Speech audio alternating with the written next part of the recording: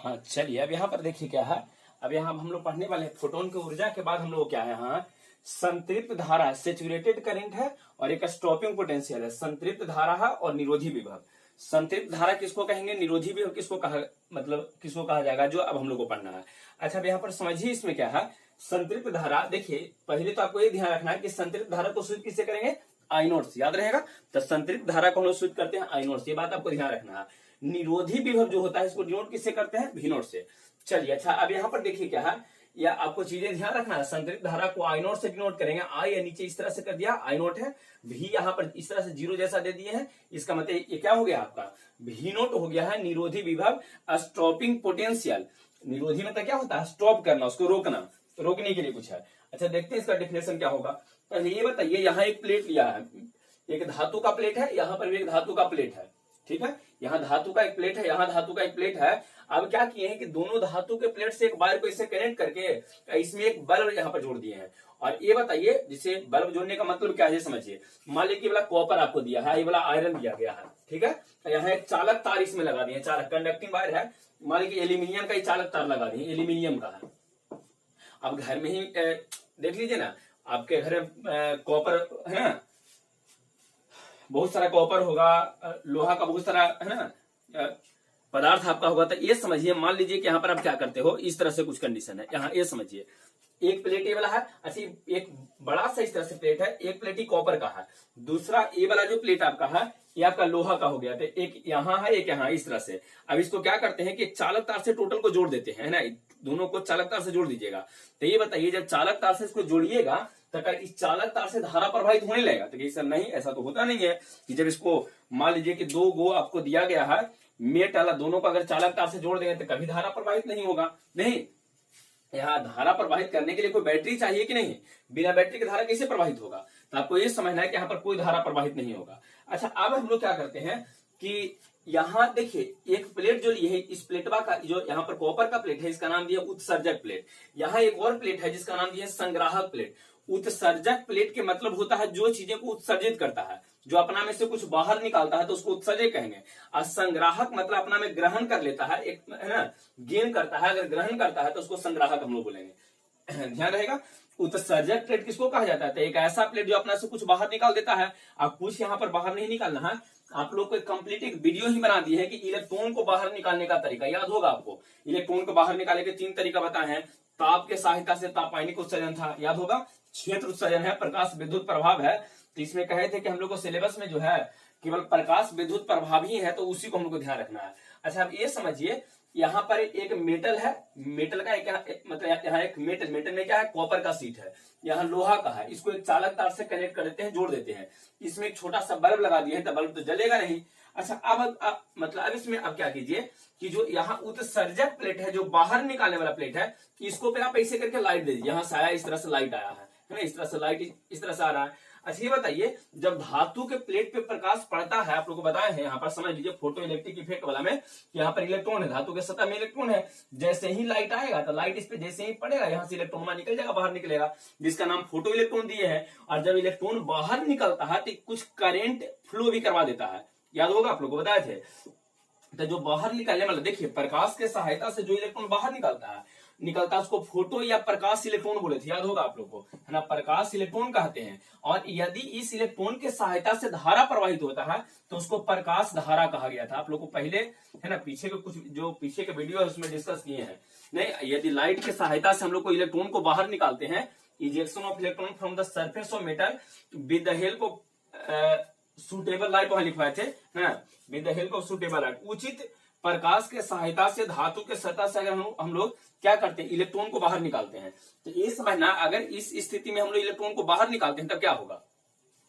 यहाँ देखिए, जो इलेक्ट्रॉन इसमें होना कुछ नहीं है, यहाँ जो इलेक्ट्रॉन रहेगा इस इलेक्ट्रॉन को बोलेंगे कुछ, तो इसको बोल देंगे प्रकाश इलेक्ट्रॉन। अच्छा ये बताइए, इसको प्रकाश इलेक्ट्रॉन बोलेंगे। जो धारा, अगर ये धारा प्रवाहित करता है तो इसका नाम क्या देंगे, प्रकाश धारा। अब सेम सिचुएशन में यहाँ लगाइए, ये बताइए उत्सर्जक प्लेट पे आप लाइट दे दिए हैं, तो जैसे इस पे लाइट दीजिएगा तो मतलब जितना इसमें इलेक्ट्रॉन है तो टोटल इलेक्ट्रॉन वहां पे लाइट पड़ेगा, और लाइट जैसे ही पड़ेगा तो इलेक्ट्रॉन यहाँ से बाहर निकल के इधर भागेगा। और जैसे ही यहाँ बाहर निकल के भागा, और जैसे ही देखिए ध्यान दीजिए, इलेक्ट्रॉन बाहर निकला, मान लीजिए कि इसमें टोटल इस तरह से 5 इलेक्ट्रॉन है, मान लेते हैं है ना, समझने के इसमें 5 इलेक्ट्रॉन मान लिए हैं। कुछ लाइट दी, अब पता चला कि इसमें से 1 इलेक्ट्रॉन निकल गया था। चलिए 1 इलेक्ट्रॉन निकल के यहां से यहां तक पहुंचेगा।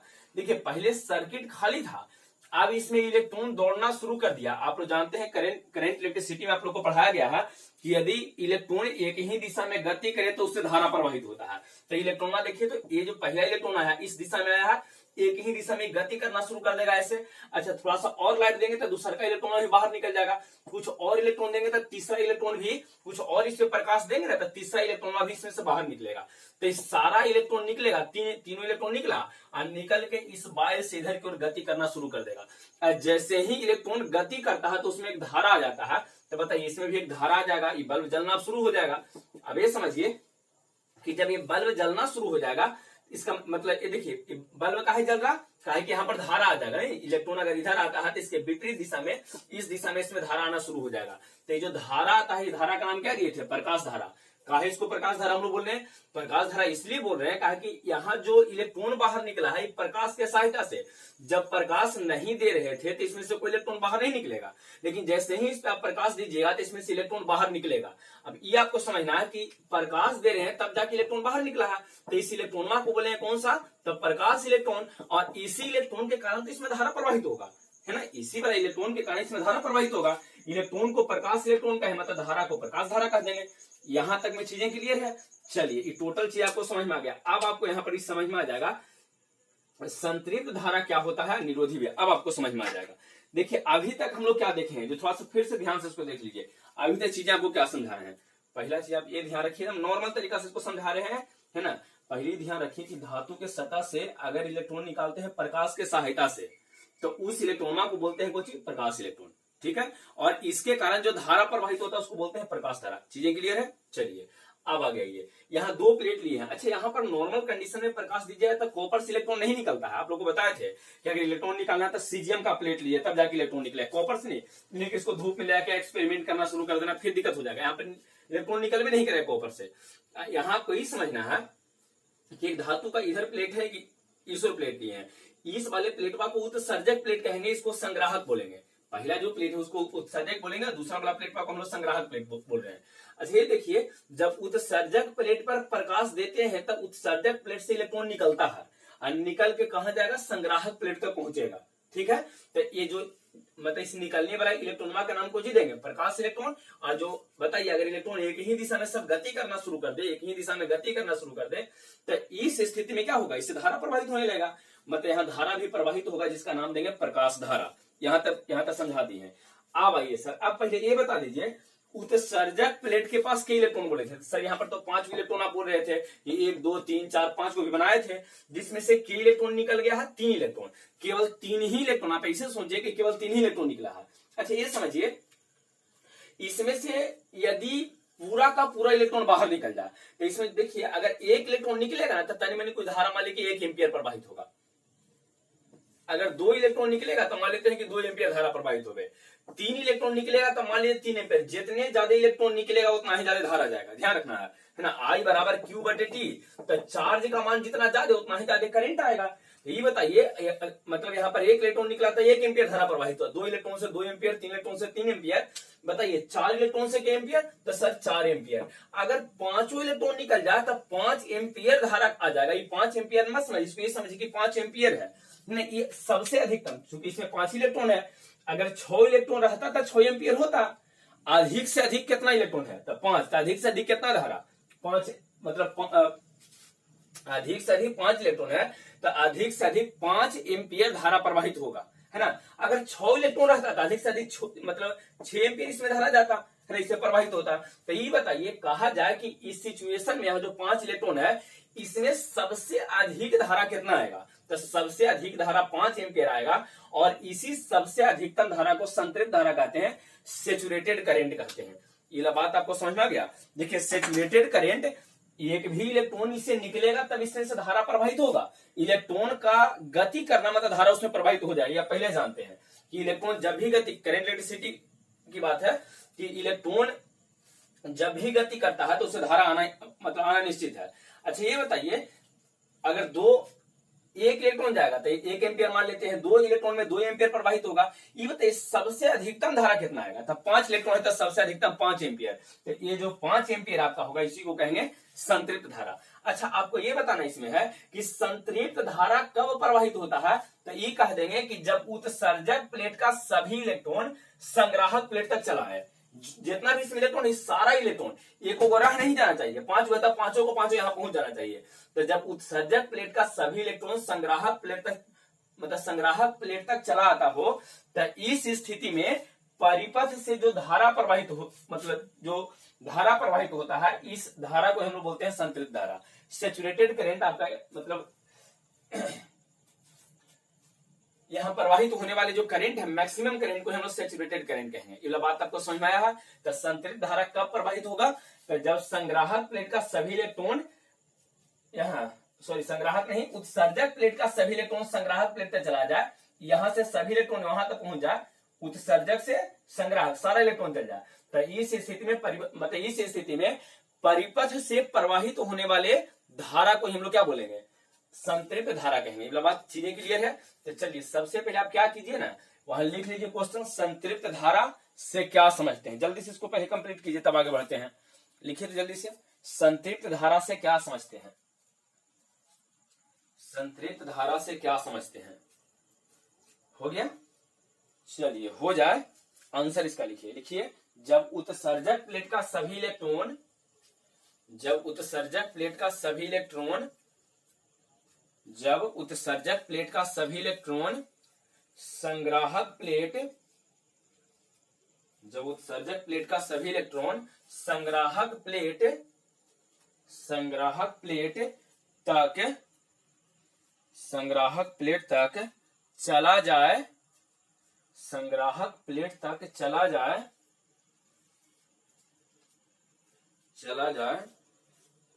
तो इस स्थिति में परिपथ से अधिकतम धारा प्रवाहित होता है। तो इस स्थिति में परिपथ से अधिकतम धारा प्रवाहित होता है। तो इस स्थिति में परिपथ से अधिकतम धारा प्रवाहित होता है, जिसे संतृप्त धारा कहते हैं, जिसे संतृप्त धारा कहते हैं। क्लियर है, जिसे संतृप्त धारा कहते हैं। और नीचे लिख दिया डैश देखिए, संतृप्त धारा को आई नोट से सूचित करते हैं। आई नोट, संतृप्त धारा को आई नोट से सूचित करते हैं, आई नोट से सूचित करते हैं। चलिए संतृप्त धारा समझ में आया। अब आइए हम निरोधी विभव देखने वाले हैं कि निरोधी विभव क्या होता है। जरा ध्यान से सुनिए, निरोधी विभव एकदम आसान है, बस 2 मिनट में खत्म हो जाएगा। ये बताइए, यहां अगर उत्सर्जक प्लेट का इलेक्ट्रॉन कहां तक आए, तो उत्सर्जक प्लेट का इलेक्ट्रॉन आ जाए कहां तक, संग्राहक प्लेट तक, तो धारा प्रवाहित होने लगेगा। अगर सारा इलेक्ट्रॉन चला गया तक जो धारा प्रवाहित होगा उसको संतृप्त धारा आई नोट बोलेंगे। अभी संतृप्त धारा के मान को 0 करने के लिए विभव का जो मान आता है, उसी विभव के मान को हम लोग बोलते हैं निरोधी विभव, है ना। ध्यान रहेगा। या आपको ये कहना है कि संतृप्त धारा के मान को 0 करने के लिए इसके मान को सुनकर उसको निरोधी, मतलब विरोध, स्टॉपिंग होता है ना, स्टॉप करने वाला है, रोकने वाला, स्टॉपिंग इसका इंग्लिश में नाम होता है। तो स्टॉपिंग मतलब क्या होता है, रोकने वाला। तो इसको कहेगा कि नहीं अपना धारा प्रवाहित नहीं होना है, जो धारा जा रहा था उसको, है ना, पहले तो धारा प्रवाहित ही नहीं हो रहा था, जब लाइट नहीं दे रहे थे धारा नहीं जा रहा था, तब तक ये ठीक ठाक था, इसको कोई दिक्कत नहीं हुआ। लेकिन जैसे इस पे लाइट दिए, अरे ये तो लगता है कि हमारे बगल वाला कुछ आगे बढ़ रहा है ना, मतलब उसको क्या कहते हैं, प्रोग्रेस में है। तो जैसे ही इसमें से इलेक्ट्रॉन निकल के यहां तक पहुंचेगा, तो इससे धारा प्रवाहित होने, मतलब धारा का मान बढ़ना शुरू हो जाएगा। एक में 1 electron 1 ampere, 2 electron 2 ampere, 3 electron 3 ampere. तो जैसे ही एक बढ़ने का प्रयास करता है तो दूसरा घटाने वाला उसको आ जाता है। ये जो है ना, इसको बुराई करने के लिए यहाँ पर आ गया है, मतलब कि धारा को 0 करना चाह रहा है, कौन, विभव। तो ध्यान रखिएगा, अब जब धारा को कोई अगर ऋणात्मक है, मतलब कोई भी अगर ऋणात्मक है ना, इसको बढ़ने नहीं दे रहा, मतलब निगेटिविटी इसमें भरा हुआ है, तो ध्यान रखिएगा कि निरोधी विभव एक ऋणात्मक वैल्यू होता है, ऋणात्मक।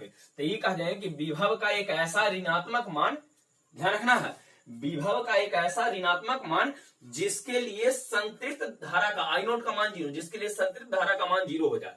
संतृप्त धारा को जीरो करने के लिए, यहाँ जो संतृप्त धारा है ना, इसको जीरो, इसको बढ़ने नहीं देना चाहता है। पहले 1 इलेक्ट्रॉन था 1 एम्पियर, 2 इलेक्ट्रॉन था 2 एम्पियर, 3 इलेक्ट्रॉन, धीरे धीरे बढ़ रहा था। और जब मैक्सिमम हो गया तब इसको जीरो करने के लिए आ जाएगा कौन सा, निरोधी विभव। तो ये कह देंगे कि संतृप्त धारा के मान को जीरो करने के लिए, शून्य करने के लिए जितना ऋणात्मक विभव की जरूरत पड़ता है, उसी ऋणात्मक वाला विभव को हम लोग क्या बोलते हैं, निरोधी विभव। याद रहेगा, निरोधी विभव क्या है, संतृप्त धारा के मान को जीरो करने के लिए जो विभव आपको जरूरत है, ऋणात्मक है, जो विभव की जरूरत है, उसी विभव को हम बोलते हैं निरोधी विभव। तो इसका परिभाषा क्या कह देंगे, नॉर्मल तरीका से ऐसे लिख देना है कि विभव का वैसा ऋणात्मक मान जिसके लिए संतृप्त धारा का मान शून्य हो जाए, है ना।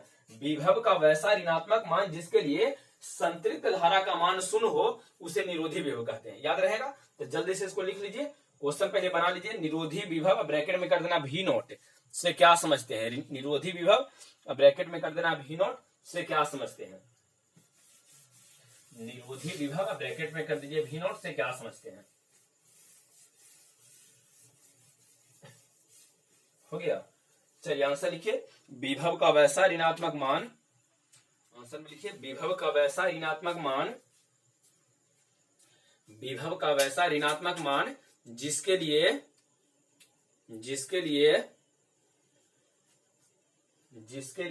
संतृप्त धारा का मान, जिसके लिए संतृप्त धारा का मान शून्य हो, जिसके लिए संतृप्त धारा का मान शून्य हो, उसे संतृप्त धारा का मान शून्य हो, उसे निरोधी विभव कहते हैं, उसे निरोधी विभव कहते हैं। फिर नीचे लिख दीजिए कि निरोधी विभव को, नीचे देखिए, निरोधी विभव को भी नॉट, ऐसे भी नॉट से सूचित किया जाता है, निरोधी विभव को भी नॉट से सूचित किया जाता है, निरोधी विभव को भी नॉट से सूचित किया जाता है। हो गया, चलिए अब इसको छोड़िए, अब यहाँ पर आइए क्या है, इस निरोधी विभव से आगे हम लोग बड़ी कुछ करने वाले हैं, आइंस्टीन सर के इक्वेशन में आवेगा। अभी तक देखिए इक्वेशन हम लोग क्या क्या पढ़े हैं, तो एक पढ़े ई बराबर एच न्यू, एक ई बराबर एच सी बाई लेमडा, दो इक्वेशन अभी तक पढ़ लिए हैं, दोनों आपको ध्यान रखना है, एकदम निश्चित इसको ध्यान रखिए, अगला वाला वीडियो में देखिए इसका बड़ी जरूरत पड़ने वाला है ना। आइंस्टीन के हर एक इक्वेशन में इसका कोई जरूरत है, जितना भी इक्वेशन 4 को 5 को लिखिएगा सब में इसका जरूरत पड़ेगा आपको। अच्छा यहाँ देखिए, यदि मान लीजिए कि कोई इलेक्ट्रॉन का निरोधी विभव भी नॉट है, इलेक्ट्रॉन ई है और इसका निरोधी विभव कितना है, भी नॉट। यदि इलेक्ट्रॉन ई है और इसका निरोधी विभव भी नॉट है, देखिए इलेक्ट्रॉन को ई से सूचित करते हैं, निरोधी विभव को भी नॉट से, तो इस स्थिति में अगर गतिज ऊर्जा आप निकालिए काइनेटिक एनर्जी, तो काइनेटिक एनर्जी का मान होता है E into V not, E into V not is said to be kinetic energy of electron. ये होता है आपके काइनेटिक एनर्जी, मतलब रहता है इलेक्ट्रॉन का। मेरा बात आपको ध्यान रखना, मोस्ट इंपोर्टेंट यहाँ पर है। यहाँ तीसरा इक्वेशन हो गया, एक एनर्जी बता है फोटोन का, तो फोटोन का एनर्जी एच न्यू या एच सी बाई लेमडा, पहला चीज बता दी, यहाँ पर ये समझा दिए थे। दूसरा आपको यहाँ पर यह आया है कि यदि इलेक्ट्रॉन ई है और इसका निरोधी विभव स्टॉपिंग पोटेंशियल भी नॉट है, तो इस स्थिति में अगर इसका गतिज ऊर्जा आप निकालते हैं, तो गतिज ऊर्जा हो जाएगा कितना, काइनेटिक एनर्जी बराबर ई इंटू भी नॉट। एक छोटा सा चीज है, बस इसको ध्यान रखिए, याद रहेगा। अरे इलेक्ट्रॉन वोल्ट जो होता है ना, एनर्जी का मात्रा पता है ना, उसी से आया और कहीं दूर से नहीं आया है। चलिए V बराबर क्या था, एक फॉर्मूला था ना, V बराबर W बाई क्यू, V बराबर होता है W डिवाइडेड बाई क्यू, तो V के स्थान पे V नॉट हो गया है, W कार्य है, कार्य ऊर्जा जो कहिए, Q यहाँ पर इलेक्ट्रॉन के बराबर, जैसे तिरछा तिरछी गुना कीजिए तो आपको यहाँ पर एनर्जी निकलेगा। इससे आपको कोई मत, इतना आपको सोचना नहीं है, नॉर्मल एक लाइन आपको ध्यान रखना है कि यदि कोई इलेक्ट्रॉन ई है जिसका निरोधी विभव जो भी नॉट है, तो इसका गतिज ऊर्जा जो होगा, काइनेटिक एनर्जी होगा, गतिज ऊर्जा ई इंटू भी नॉट, दोनों को केवल गुना कर देना, आपका आंसर हो जाएगा। ठीक है, तो चलिए नीचे नोट में एक मोस्ट इंपोर्टेंट पार्ट लिखवा रहे हैं, जल्दी से लिखिए, नीचे नोट करके लिखिए। तो यदि किसी इलेक्ट्रॉन ई, यदि किसी इलेक्ट्रॉन ब्रैकेट में कर देना ई, इलेक्ट्रॉन के ब्रैकेट में, इलेक्ट्रॉन ई का निरोधी विभव ब्रैकेट में कर देना, नहीं निरोधी विभव, बस ऐसे ही लिखिए, यदि किसी इलेक्ट्रॉन ई का निरोधी विभव भी नॉट हो, ब्रैकेट में नहीं लिखना है, भी नॉट हो, निरोधी विभव भी नॉट हो, तो इलेक्ट्रॉन की गतिज ऊर्जा, चलिए बता दीजिए इलेक्ट्रॉन की गतिज ऊर्जा कितना होगा।